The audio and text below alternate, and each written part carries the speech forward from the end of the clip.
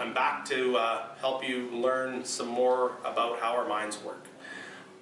Today, what I'm going to talk about is from moving from confusion to clarity and making sense out of nonsense, and the way 5 powerful tools that are going to help you do that.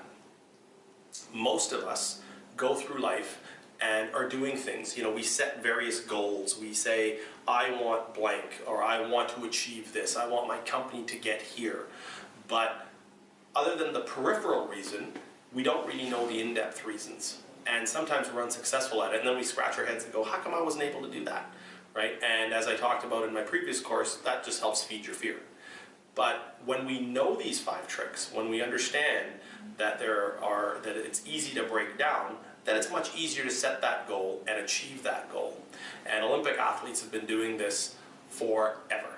They've been learning the path to do it. What I'm going to do for you is I'm going to cut that down and make it achievable to whatever goal you may have.